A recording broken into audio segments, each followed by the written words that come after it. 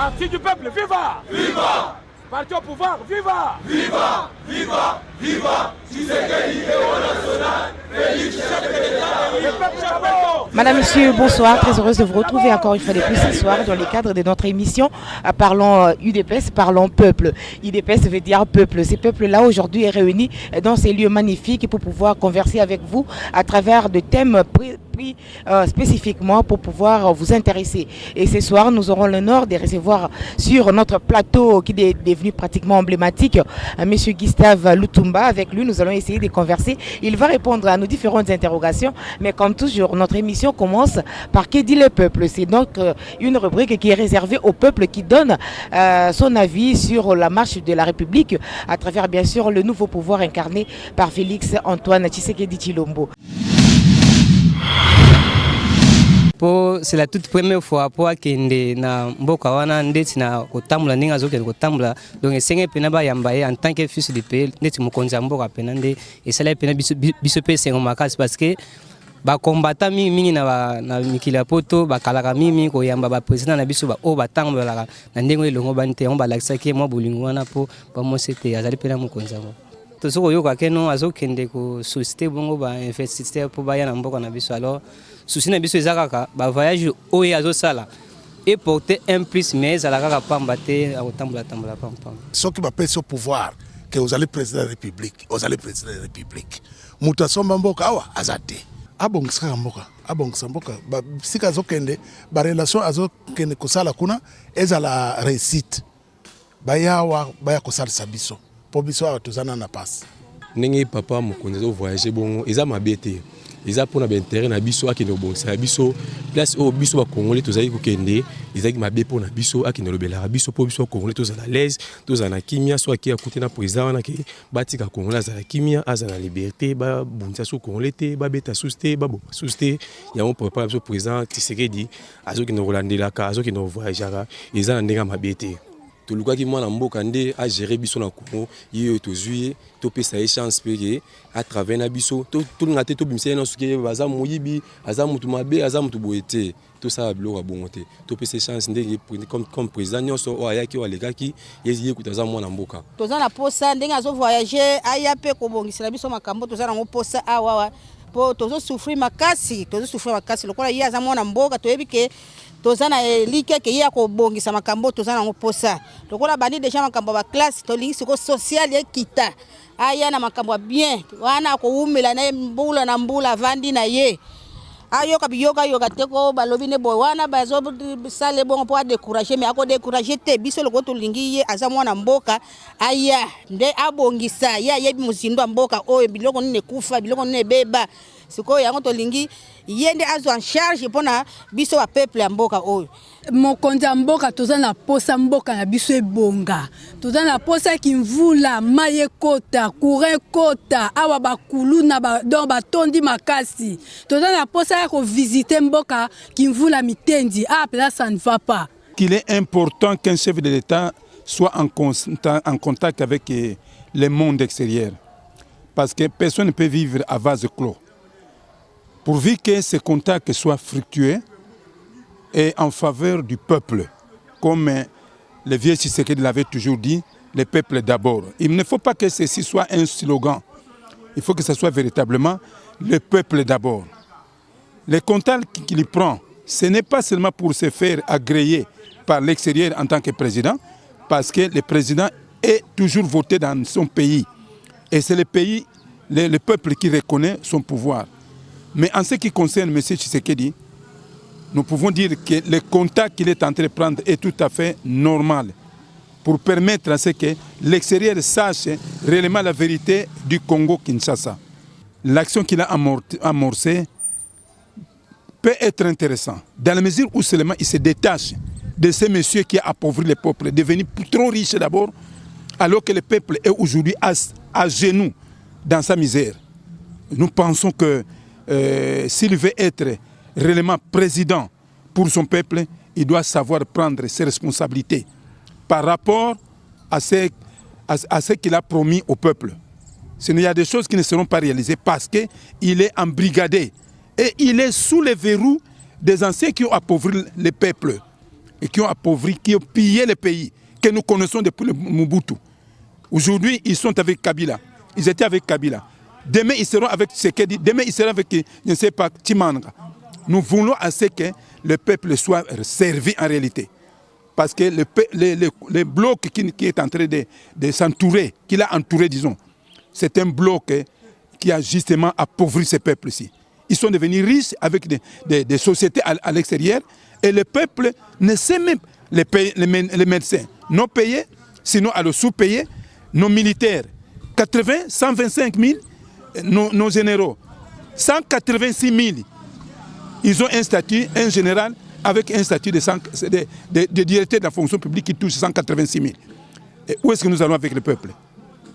Il doit montrer le contraire de ce qu'il a rencontré parce que ces gens qui ont appauvri le peuple, demain, aujourd'hui, se sont ralliés avec Tshisekedi, dont les papas étaient pour le peuple. Et si lui se rattache et suit le pouvoir, l'ancien pouvoir, ceux qui ont mis le peuple à genoux, mais le mandat prochain, il ne passera pas. Ça, je le dis clairement, parce que nous sommes en train de suivre pas par pas ce qu'il est en train de faire. Bomba, bomba, bomba!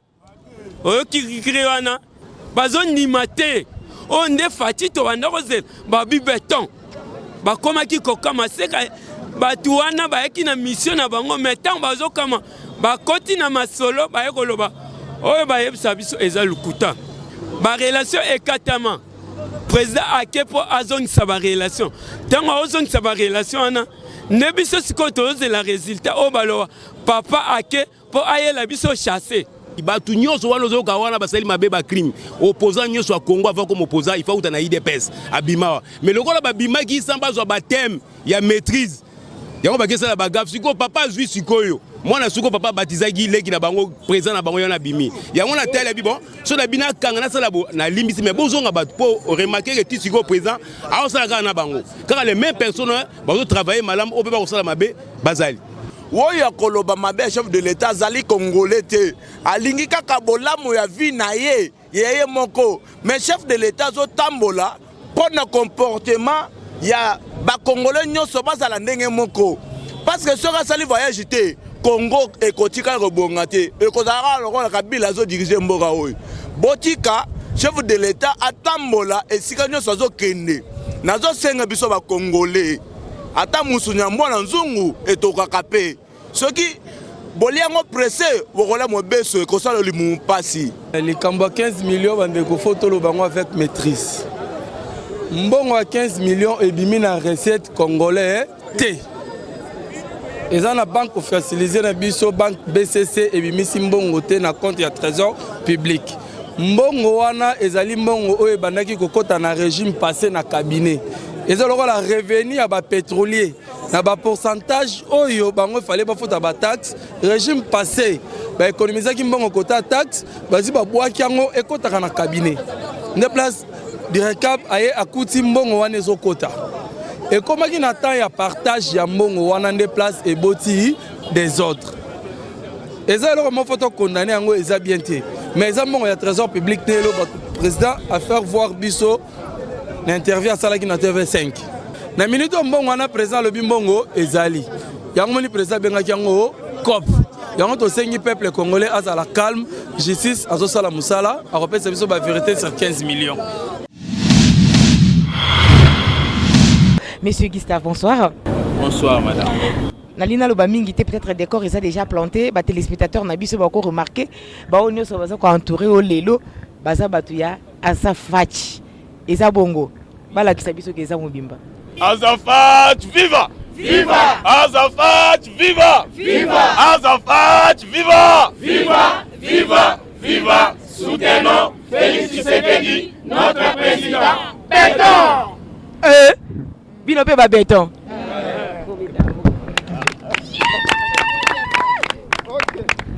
Monsieur Gustave osana nyango. Merci beaucoup, madame. Na lingi d'abord, avant, m'expliquer pour moi Nazali.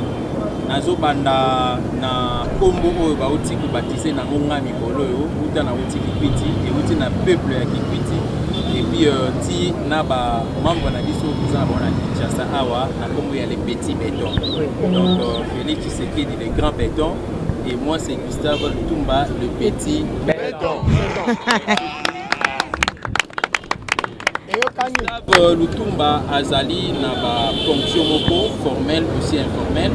Dans le cadre formel, je suis le secrétaire exécutif national, le chef il y a département de sensibilisation, recrutement et consolidation dans le cadre des jeunes et l'UDPS nommé par le président Félix Tshisekedi et je précise bien, je suis le seul secrétaire exécutif national qui a au moins 3 attributions différentes. Grandiose. Sensibilisation, recrutement et consolidation. Dans les cadres informels, Nazali, le secrétaire général, il y a collectif, il y a un parlement debout, nous sommes les hommes qui ont été installés. Donc partout où il y a un parlement debout, il y a un secrétaire général. Et dans le cadre, il y a une structure qui est Awa, à Sapat, où il y a l'aîné, il y a une association qui est en train de Asa, Baasi, Baso, Baso, Yende Moutou, avec un peu de Bango, et Nazali, coordonnateur principal national, donc le numéro 1, pour Nazali pour diriger Azafat Kozali Komona. Le troisième bras de Félix Tshisekedi, c'est Azafat. Le troisième bras de Félix Tshisekedi, c'est Azafat. Le troisième bras de Félix Tshisekedi, c'est Azafat. C'est Azafat. C'est Azafat. Au moins, tu as eu commissi Fachango pe monstre. Moutouni nazala na 3 bras. Merci beaucoup. Nalina expliqué nelo kwa no moneka musaka batu. Nako yebisa na bino que tango Moïse azali kosala bitumba na Amaleko baza kokunda à un moment donné bakomaki impuissant et maboko na ye nzamba yebisa ki fora maboko etumbama so maboko no meka kokoya kaka pa bando beta bino et tango maboko ya Moïse ezala ya kotumbama bazala fort tango maboko ne bandai kolemba bakoma ko beta bango alors arona où bazwaki likanisi ya koya ko soutenir maboko ya Moïse donc bango bakomaki lokola ba appui na ye bango de baki ko renforcer et lokola naturellement mutu azalaka na maboko mibale biso tobi le président Félix Tshisekedi azana 2 bras mais biso toujours ko bakisa lokola 3e bras cela veut dire quoi biska ya zali ko sala na maboko na mibale et que ya suki biso to ye na renfort lokola 3e bras yango tobi azafa ezali 3e bras ya Félix Antoine Tshisekedi. En tout cas monsieur Gustave Naokio malamu 3e bras et ça pour nous soutenir Félix Antoine Tshisekedi na œuvre na ye pour soutenir ye na ndenge nini kaka na koya ko telema ko banda ko sala ba meeting ko kumisa ka ye boyoki info bo bande ko pese là ou bien pour soutenir ye na ndenge nini. OK, merci beaucoup. Je pense que le président de la République azali na principale mission na ye mais azana ba principaux objectifs pour il faut atteindre. La principale mission il y a Liboso, il y a le peuple d'abord. Et dans le cadre, il y a le peuple d'abord, nous allons commettre le peuple dans la condition à Malamu. Mais la première de toutes les conditions au peuple, aller dans le cadre de cannabis, il y a l'instauration, il y a la démocratie dans l'État du droit. Le one est allé parmi, ils allaient dans le cadre de la mission principale au chef de l'État, Azali Nairo. Depuis son cadre de Azafat, nous allons Kokunda, pour nous des côtés à Kabatou.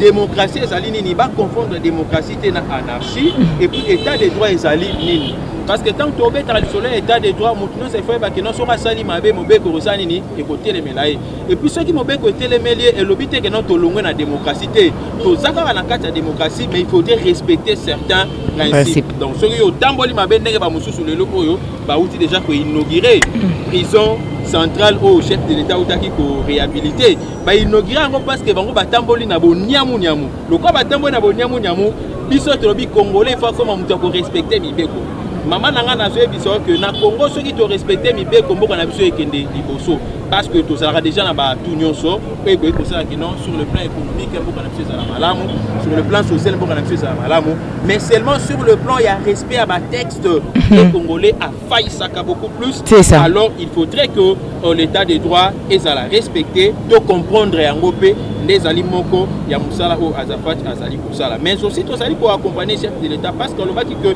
il faut faire sa misala na jeunesse exact mais to le baki mutu mususu azo musala te Et ça dit que pour nous ça les salariés mais na zwe biso so trobito mais ka usala ba investigation maman okozala d'accord nanga ke ba mususu ba nando okima musala pourquoi parce que aza na oya ko yokende ko sala musala te mais aza peut-être diplômé aza peut-être gradué aza peut-être licencié mais compétence azali na ngote de biso torobaki il aurait fallu d'abord ko kende na système ya ko former ba jeunes surtout on a formé la jeunesse. Nous avons été la toute première association Autobanda qui va formation sur le développement des capacités et renforcement des compétences. On a fait ça et nous avons été la toute première association Autobanda qui changement de mentalité pour faire sur le terrain. Et nous avons aimé quand le président de la République a économé coordination spéciale pour un changement de mentalité. Ça dit tant que Bazoya Bakouti déjà Azafat na vision d'aigle rose à la Kanayango. Elle avait commencé déjà à accompagner le chef de l'État. Et Lélo, j'ai été la personne qui a plus parlé de la gratuité de l'enseignement. Dans l'intervention, voire même dans la chaîne que gratuité est effective, mais dans le secteur officiel. On a présenté que les trois secteurs dans l'enseignement, secteur public, avec l'État, secteur conventionné et puis dans le secteur privé. Secteur officiel, top public, où est l'école, il y a l'État, il y a dans l'enseignement fondamental parce que l'État n'est pas foutu à Bango. Mais dans le secteur conventionné, il aurait fallu que l'État a solo là, dans l'école conventionnée parce que l'école la coordination est dépendante de l'école. Et on a vu quand même, avant gratuité, on a lancé, le gouvernement Bengisa qui est l'école, solo là qui l'école conventionnée ainsi que l'école officielle. Maintenant, on est à l'école privée dans le pays que gratuité est cause à la moi passe parce que c'est une école privée. Mutuba enseignant au Azakuna Yemo Mutafuta Bango. Bâtiment on a et bâtiment au Yemo peut-être Azak pour louer. Mais Tokoka il connaît très peu, moi je dirais rabaissement du côté frais scolaire parce que promoteur à lobby moyen alia les sous pour les caibelés ça té. Nalia na anga muke au les frais scolaires à la 100 000 mais na tchangata 30 000 pour ne permettre na bana oba aux ouatins au kende okota na école conventionnée publique té batanga na école privée mais avec le frais qui sont réduits. Les locaux tout ça comme on a na mikolo. Donc ça li parmi action oyo biso tout ça pour ça là. Les lo on a zo bisayo parmi action oyo to mener batu baloba ki que province ya Grand Bandundu parce que Bandundu les amis ça toi. Donc Grand Bandundu la nouvelle configuration na ngo Kwango Kwilu ainsi que Mainombe baloba ki no balingaka chef de l'État. Mais vous êtes d'accord avec moi que d'ailleurs Bilili Peso la qui sabiso depuis l'élection salami et ça na association mon côté au ekiti kuna pour okende ko sensibiliser mon gens so bango ba bambanga mabanga yo préfère ça l'affrontement politique mon côté ke kuna mengai na cadre Azafat viva il faut tout ça l'affrontement to kende ko yoka bango et to kenda ki kuna n'est-ce pas to koma ki le vendredi c'était le 20 to koma kuna le 20 le 21 to sala ki d'abord quand le 20 to koma ki na Tongo na 12h na yango to sala ki installation officielle na salle auto rekeya qui plus de 1000 personnes et puis na 1000 personnes wana bateau to utana ba délégation à Kinshasa basala à 15 donc nyonso basala kuna na kati population ya Kikwiti et ba beti na Kikongo ngamo na lay surpris nous allons sur na bandai kotambola parce que tozaki na ben liste na biso je pensais peut-être qu'on allait nous lapider ou soit nous flageller mais na moni ba bazo ya biso na esengo fatigué puissant ngabi oh mais on a mon examen à Moussou. Na comité kuna to komi cortège oyo bandiko na biso Kikwiti basalaki na monaki batuloko la ba docteur Moussoui bato ba yebé très bien c'est un homme influent na kati ya Bandundu parce qu'il a ses écoles azana ye mutu akasa ité azana epé mulu baté azali bangi na beto ya Bandundu 100% mais c'est lui l'actionnaire numéro 1 ya Azafat na kati ya province na biso ya Kwilu. Donc to yamba maki to koti na sali batu ba bini batu ba yembi na ebisi bango na discours na lobby na osa discours avec des larmes aux yeux. Je pensais peut-être que non c'est na koti na kuta batu ya lolenge mususu parce que zaki mba nanga pe liboso na tia makolo nanga na Bandundu non na kenda ya ngote. C'est ça. Mais na moni batu moko boye bazara lokola nga kutu na moni bilongimo boye misa to ekoka net nanga na kanisa bandeko nanga na bi ote. Il faut te rendre parce que nous sommes des Bantous. Mais comme on appelle Ndoi nanga moko boye pe kuna mona Kikwiti comme on appelle Lutumba ngana bi oui, Ce n'est que normal, quand tu es un vrai Congolais, il faut s'en abandonner partout. Si on moni muto an andoi na kasa Congo te, a Congolais te. Wana lingolo banini te na boy na ngai. Ngana tu boy na mutu na lobi kaka donc. Yo bandaka kotala muto ko mona ka ke no azanga na endoi. Comprendre que no a na Congolais te. Donc vraiment nazala qui vraiment émotionné, ba yambi na ndenga esengo puis ba adresser message et pas à chef de l'état parce que ceux qui chef de l'état a celui-ci va tourner au azo sala libanda. Tant on comme na Kinshasa avant qu'un des provinces mususu ape na bandundu bana kikwiti baza kozela e bana kenge baza kozela donc aroyamba na ndenge moyo osakana te et bango moko balobi nanga balobi que le coordonnateur principal Maloba tout bandai koyoka, il est évident qu'il y avait des cas isolés, mais tout a été politisé na bato bazala na mutema mabe. En réalité, peuple à Kikwiti, peuple à Kwilu, peuple à Bandundu, azala toujours kaka derrière Félix Antoine Tshisekedi. Comme preuve, na zebiso na moni ba bourgmestre, hein, ba c'est l'adhésion na bango sur les champs. A ebisi na public à lobby toza ko s'adhérer na 4 ya vision au chef de l'état na SBL oyo parce que le chef de l'état est le chef de l'état de tout le monde. Biso toza ko s'adhérer na moni ba notable ya minene ba s'adhérer et ba tumususu kutu ba notable belé ba pesa nga ba memo na bango na ngo pona pesa ngo et pas chef de l'état na zo ba ngo déjà ana sina pesi memo na bango ka na nzela ya émission na biso ya parlons IDPS. Azafati viva viva. Merci beaucoup Gustave. Alors tozonga siko parce que quand même dans l'émission na biso tozara l'habitude et ça moi ba sujet moko peuple a développé ka lobaka et puis tozonga la Congo comme ça invité na biso parce que tozora toujours ba vertébrer bato baza capable ya ko affronter n'importe quel obstacle, ya ko répondre à n'importe quelle question. Alors bato baza o mitungisa président de la République azo tambola ko luka ba investisseur nyoso wana ezali pona bien peuple congolais ou bien ezaka pona ça la marketing na bato ba découvrir. Merci beaucoup maman. Na bandeko yo tozala na bana Kinshasa a.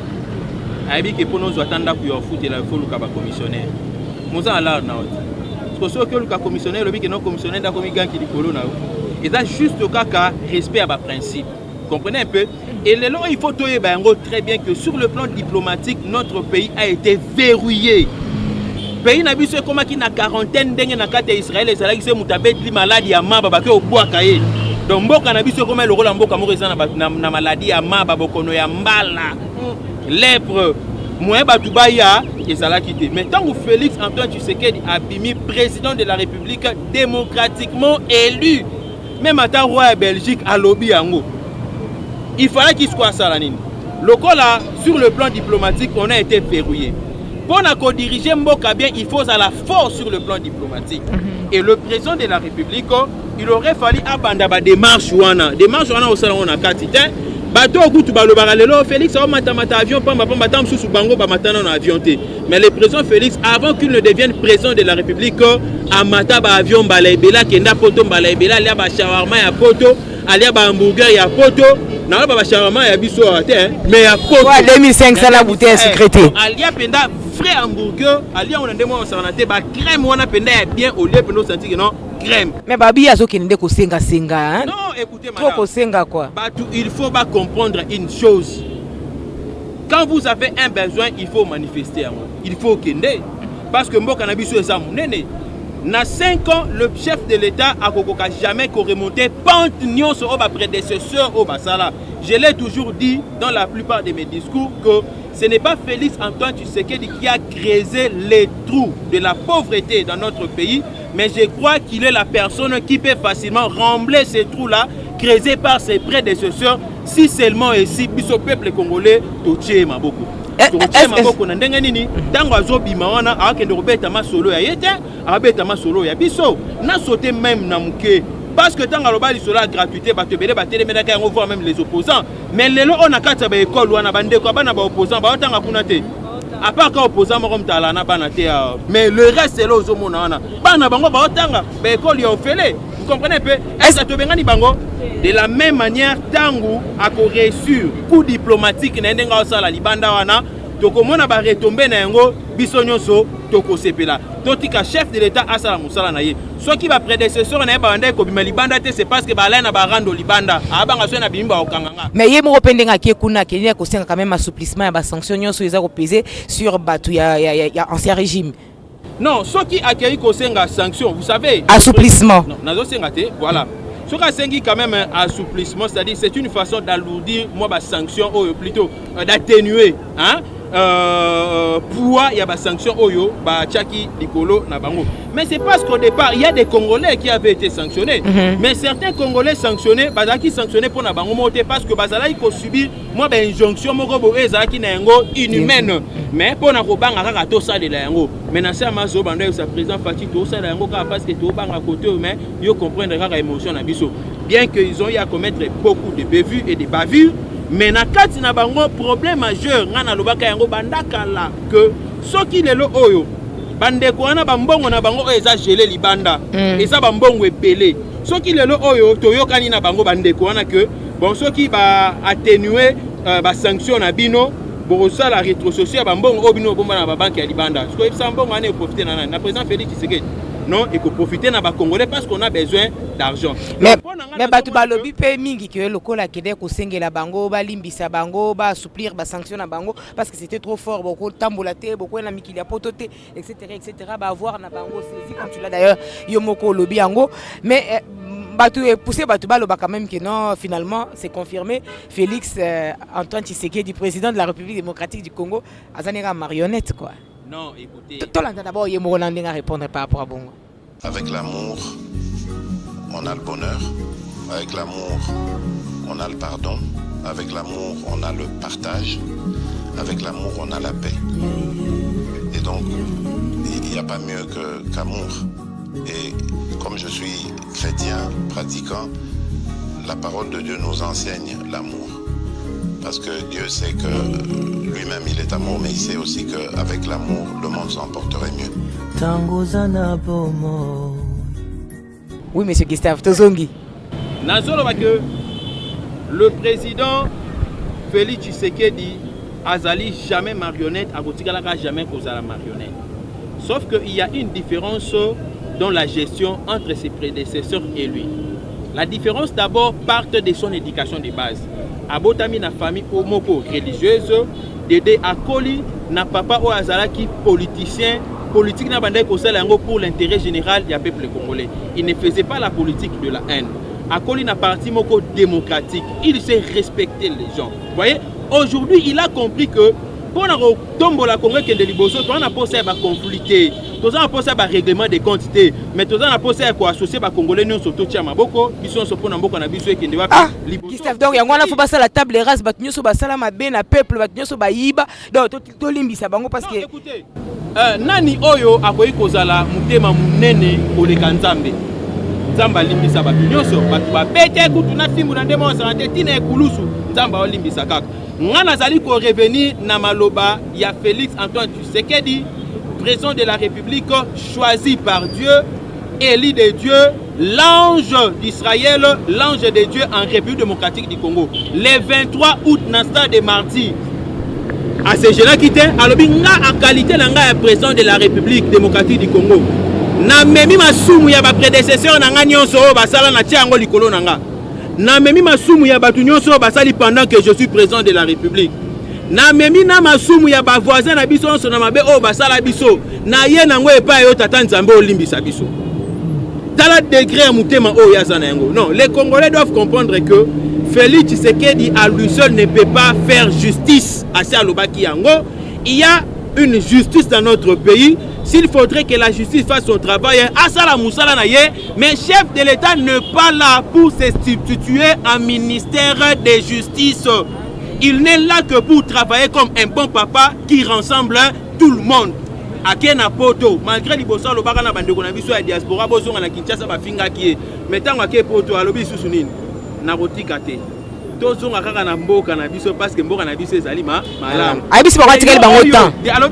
Alobi mais yo oyo monique non il faut nano tikala moi tamuke tikala moi tamuke mais suka ya masolo Congo kaka nde za fait okozonga ata so tikali kuna komibenga su exilé politique te réseau etinda ki obima libanda ezali susu eza sous valable te quoi. Voilà donc alingi alaxa na batuke ana posa congolais no à se sentir libre na kati ya mboka na ye et congolais akangama na ba infraction na ye pas parce que le président de la République anda landela ki il a fait son travail, il a demandé parce que na ministre oyo toza sur un régime ya Kabilate et comme il régime il y a Félix Antoine Tshisekedi. Donc il a droit de défendre tous ces Congolais là, le col a un bon papa.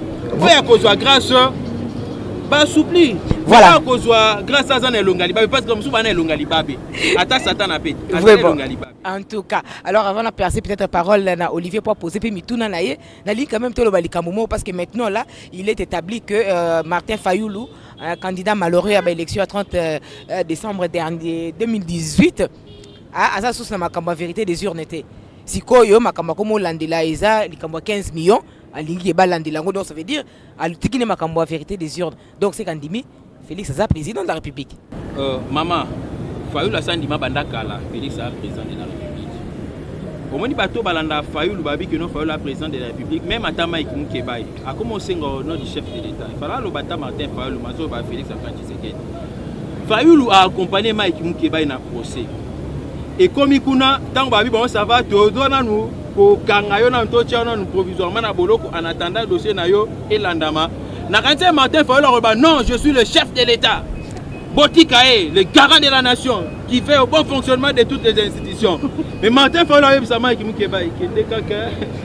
Na ebigande ni to ça la kende. Ayebele ntemo ba ba kende mala on papa donc. Depuis ces jours-là même Mike Moukebaï comprenant que Martin Fayoulou a faux cop. Abunde la rende aluka positionnement na ye. Lokola moni mikolo ba faire esimbate. Na moni na meeting a uti ko ça dernièrement a kitunga mabonza. Vous comprenez un peu? Na moni kitunga mabonza et tamboli. Et Atikata pour ballon la banzete na mboka lutte contre les Nalobi lutte est-ce que yem tu ana na ministère ni mais ça moi na mboka ko contribuer pour l'environnement na biso ça la sain lobby bana na yo bakoko na yo faut pas bénéficier na moi grâce wana faut ballon la banzete ministère oyo ezali censé ya kosala yango akoyi pe kosala yango na cadre peut-être ya ONG bon yebisanga ONG oyo ya ezani te ya yebisi ba ko planter banzete bo bengango mafa banzete wana donc elle contribuer pour na zo yebisa yo que Fayoulou a commis kosala la comédie politique parce que moni mikolo au concert esimba souste nous en tout cas bato baya sous concerté ah bon ça va na sala ta comédie na komata ndenge mo na sai vous comprenez un peu na banda moi ko bénéficier moi ba mi venanga atiki ata ko baisser mabele a commis colonna ba plante sur ici à baiser plante problème est ça té ngana si na comprendre so na moi mikolo na nzete na ngai e ko la malamu te na bengi kaka mafa ahe na baiser yango bebi ndenge na émission mtu mwa banda koloba a baiser bembe so ya komi a baiser nzete a baiser nzete donc c'est pour vous dire que non mak à faire aza tous na eloko ko sala ta so e baté asala nini pour créer l'actualité politique a betaki dynamique a ya vérité des urnes et simbate akobata na ko implanter et sidendenge azolinga asala yango parce que yemo quoi ça comprendre que non côté vérité des urnes masolane aussi mbaté mais na osala tout pour na zwa ta cop Félix Tshisekedi par na politique à Kalato soko finge na pêche au boulot ye ou tolo ba finga na yo et puis na yebisa bato ba Martin Fayoulou ba comprendre té le lo aussi Félix Tshisekedi a commis dans le monde entier considéré comme le vrai président démocrate et zali parce que ba Martin Fayoulou ba finga ya otala ba on a misu sur Martin Fayoulou mais na tiki na ko finga parce que so finga Félix dozemati au fini Félix dozemati donc c'est mikolana ba finga biso te to ya ki démocrate ezo kita donc il faut pas finga ra biso belé pour na ki to ya ki démocrate na biso et matanga. Alors Olivier Kapambou, je te passe le micro cette fois-ci pour poser des questions également à notre invité. Merci Manger, merci beaucoup. Autre bétatolo avec enseignement gratuit, tout ça, on mettait dans l'auto. Mais en réalité, sur l'andi chef de l'État, le enseignement de base, ils sont gratuits.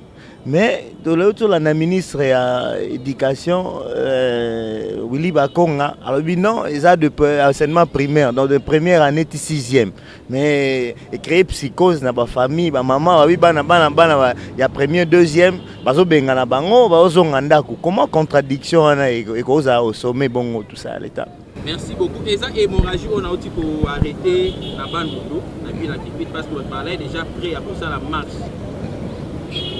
Na fongo la bino vérité o ebele na balobi angote et puis na bakonga na okundi faut to sambisa bango enseignement de base je suis un pédagogue enseignement de base ezalaka enseignement ya primaire to bien enseignement aussi fondamental début primaire ça de première til na 6e année primaire na suka na yango ces études primaires là sont sanctionnées par un certificat pour justifier que mwana oyo asali ba études primaires a comité na suka to pesi certificat na ye esili aleki étape wana. Mais otali ministre a utai koleka wana na projet na basala ki ya 7e na 8e primaire. Ngana sala défense wana na réunion moko avant na kima na enseignement. Ah ba ne uti oleka avant ba élection parce que na sala na Don Bosco. Na tunaka secrétaire général o ayaka question wana. Na posaka une question na ba ebisa biso na vérité. Pourquoi makambo o ya 7e pour nanga na mona que 7e et qu'on résoudre problème il y a insuffisance intellectuelle il y a ba élèves congolais parce qu'il y a beaucoup de choses là dedans. Et ça c'est que sur comme ici premier secondaire na deuxième secondaire na esprit ya primaire ne bana ba ko mama ele la preuve année que au deuxième année troisième année ngo bana so le balancer niveau na bango ba ka maele ndenge sengela ki ezalate. Mais le vrai problème c'est quoi? Willy Bakonga ayebisa biso likanisi nini o etindie a supprimer gratuité na niveau ya 8e na 7e. Est-ce que il reconnaît que 7e et 8e année ezali déjà ba classe ezali ko dépendre na primaire? Point d'interrogation. Na ministre sortant Emery Okundi. Si réellement 7e na 8e ezali ko dépendre na primaire to pesa ki ba classe primaire. Pourquoi n'a-t-il pas sanctionné les études primaires na niveau ya 8e? Bano bauti kosala ENAFEP awa bazui certificat na bango na classe primaire. Tozonga batu siko tosala débat intellectuel. Mutu oya zui certificat ya fin d'études primaires na 6e année a commis na 7e na 8e ozo epseka kasa na primaire. Otolo bani la médiocrité pour na bina buso baté. To bani la médiocrité, ils doivent se justifier nous dire. Ce qui Willy Bakonga a continué esprit à constitution et qui a trouvé réellement que 7e na 8e ezanango na kati ya primaire T. Je donne Willy Bakonga raison. Il y a qu'à supprimer. Parce que dès lors que moi, dans 6e année, assis à un certificat, 7e, 8e et puis à la secondaire général, plus question à primaire. Mais ce qui, au Kunji, andimi que 7e, 8e ezali primaire. Pourquoi pas qu'on supprimer certificat à niveau à 6e année, Bapé c'est un kaka na 8e année. Bati kakosa na biso ba aventure. Yango na lobi na esika wana nga. Nazo pesa Willy Bakonga ni tort, nazo pesa ye ni raison. Parce qu'il se pose sur le plan des droits un problème, il y a forme, na fond. Oh, ezali ko se poser wana. Parce que mes parents ba ça neni bana ba benga na bango déjà so futi minervalité premier deuxième ba benga ni bana. Nazo yebisa na ba parents, nazo yebisa na ba parents que 7e 8e. Problème o ezali wana Willy Bakonga il faut ba yebisa biso officiellement. Soit qui 7e na 8e ezali na primaire te bana ba futa. Mais c'est Willy Bakonga lobika que non 7e na 8e ezali na primaire bana ba ko futa te. C'est là où il y a les débats, débat des na place wana. Donc débat il fait ça un débat technique parce qu'il y a les inspecteurs généraux oh bazali wana basa la débat. Gaston quand je parle Gaston est là. Dans le problème, il y a 70%. Tout le monde a un secrétaire général à signer circulaire. Le ministre ou Abimi a parti. Il y a un organigramme, il y a besoin pour que parti ait 70%, bon, il y a 30%, mais curieusement, d'après l'information de Bisso, ils ont excellence. Yves Bokoul au tourisme, maintenant Junior Mat, vice-ministre à finance, n'est pas obtempéré, mais n'a pas secrétaire général adjoint, bango tout n'y a pas tikali, baboyango. Mon IDPS, ils ont la histoire à Jésus. L'histoire à Jésus est bétamine à évangile. Les évangiles selon Jean, évangile selon Matthieu, évangile selon Marc, évangile selon Luc.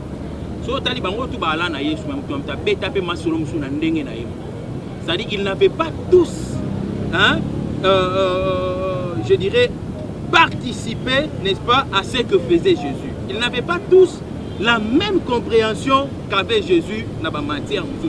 Il y a un moment où il y a 5 000, 3 000. Mais on a assisté. On a lutté.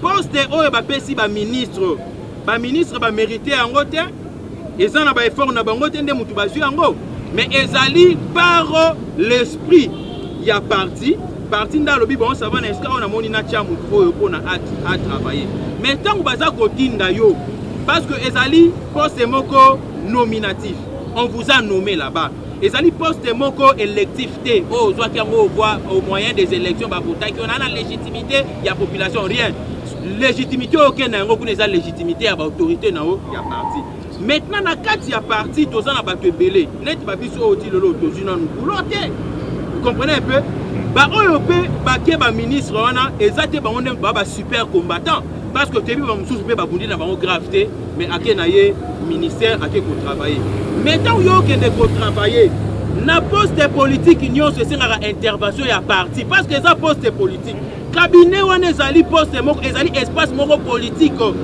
donc ko tika ka kende yo moko te na ba parti politique mususu ba tikela ministre à 10%. Mususu ba tikela mutu 5%, mususu ba tindika ministre ye moko directeur à cabinet ba protocole ba tunyo so ba tindeli yo kende. Mais na kati ya parti to lobi quand même to pesa bino 30%, 70% botika parti a casé pe ba combattant parce que boyebi tangu nomination salamaki na cabinet ya chef de l'état ba balobaka ebele baloko non ba nommer ka ba diaspora boena boy mais na étape oyo on pouvait aussi facilement nommer quelques combattants au pe bazana mutu ba ko travailler et on ne dit pas que non combattants non so oyo okendeka il faut à la conseiller mais il y a beaucoup de postes aussi il y a beaucoup de places au bato ko travailler on doit sentir que non na bunda qui peut na lutte yango quand même na bénéficier parce que comme peut rosala moi soni na ba quartier ba moni que non bo bunda trop bo tchaka ba mbanga ebele mais boulot bozoité donc on a affaire à 70%, le parti a raison là na premier point deuxième point bandeko oyo bazali koboya wana ba la déjà mauvaise intention et so la biso que lobby ba ko kipe ko luka ko dévier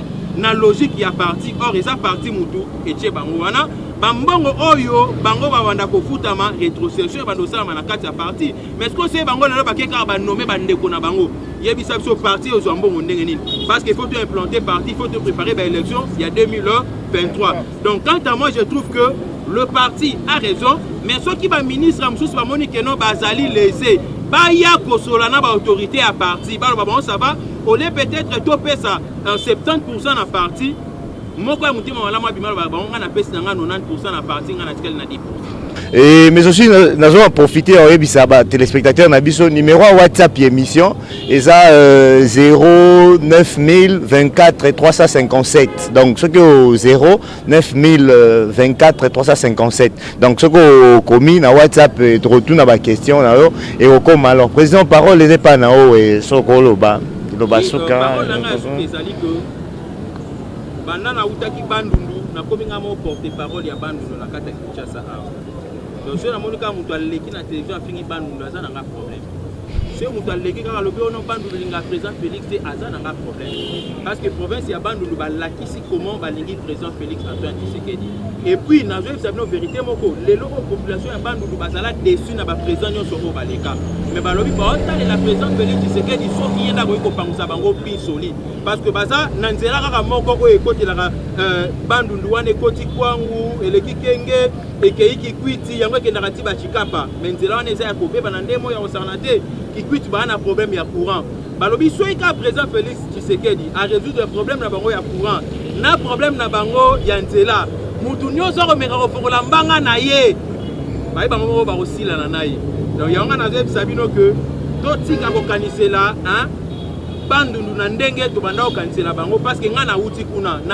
au nom ya Félix Antoine Tshisekedi na nzela ya Azapati ba bambinga libanga te ba yambinga bien na lié bien na kenda ekutu ya roponda mwa muke na komi kuna na kanga vese kanga mate le tout premier pongi on a lali ya bien na pina nga na lali yango na kikwiti donc comprendre que donc kuna makambeza kitoko donc bampangi na biso ya kikwiti na pesi bango mbote ya bandu na pesi bango mbote batika kokosela bango makambu bango tout bazali derrière Félix Antoine Tshisekedi. Soso Moutalingi a rejoindre Bino Nazafat. Asala neni. Ceux qui Moutalingi a rejoindre Bino Nazafat, ezali association pour le soutien des actions de Félix Antoine Tshisekedi. A Kobenga biso d'abord on a numéro plus 243 89 457 33 88. Deuxième numéro ezali plus 243 989 703 à la fin. Ezapé na ba WhatsApp. Ceux qui ne connaissent pas bengi biso parce que Azafat est déjà dans toutes les 26 provinces. Il y a République démocratique du Congo et à Kinshasa, tout ça déjà dans ma commune Nyonso. Donc, qui ça qui est le Komoko, que avec Fachi, classe au félé. Avec Fachi, classe au félé. Avec Fachi, classe au félé. Avec Fachi, classe au félé. Classe au félé. Classe au félé. Ba mususu ne ka musanga ba komi o te biso pe to zalaka na likaniswa na ya classe au félé. Bo salaka yango te pona nini. Comprendre que non na Congo ezande likambu ya motema beta motema lo ba likambu ya nini? Likambu ya motema. Fachi aza motema ya ba congolais, aza na makila ya ba congolais, les 100 congolais, aza pe na kombo ya ba congolais, aza na bandoye belé. Mais yo zanga ndoyi. Merci beaucoup, je vous remets le bâton parce que ce que continue à voir. Na président Gustave, tu aussi la tête bouteille au temps et la biso à voir. À vous. Voilà, merci beaucoup Olivier. Zaki quand même na mutuna nanga suka na regretter ka temps ils se permettre bisoter mais ba congolais ba kino en particulier ba timbeli likambo moko ba lobi que non président Lobaki les loyo.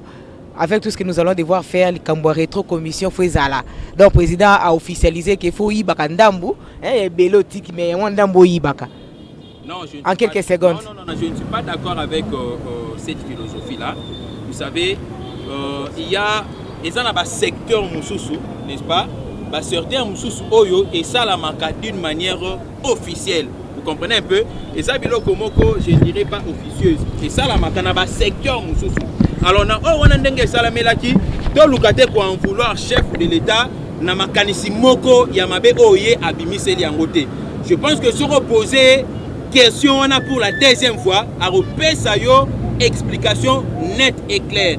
Lokola zaki na makambo belé akoloba afeki tant tenter ya quoi approfondir. Mais na makambo o bazo beta masolo il y a 15 millions de dollars ngana ebisi batunyo so botika obenga ngana téléphone.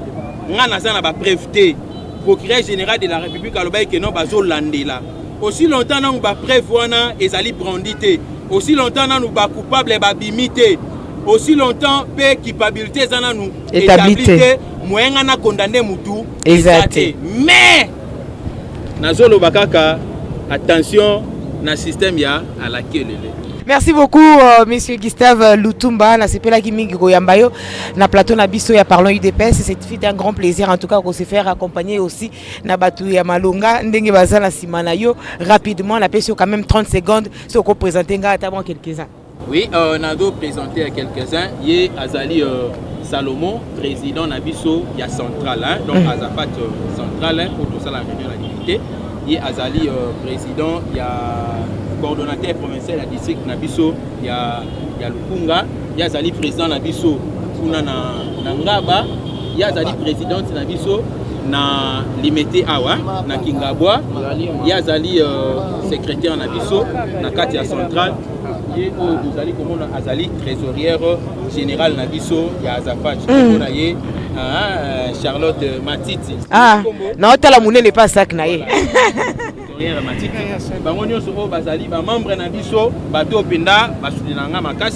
Donc à part Bango, tozali na honorable Francis Tubalabala ou Azali P président d'honneur na biso na kati ya Azafat, tozali na batubele Dani Bikai oyo aye na sima na ngai, tozali na ba Patrick Kalengula, tozali vraiment na batu Pelé ba Denis Kabongo, maman Denis Nyakerotia, Denis Kabongo. Donc toza vraiment na batu belé on a koki vraiment ko tanga ba kombo a te na pesi pembo te na lebon dibu azali ko coiffer kuna na katanga.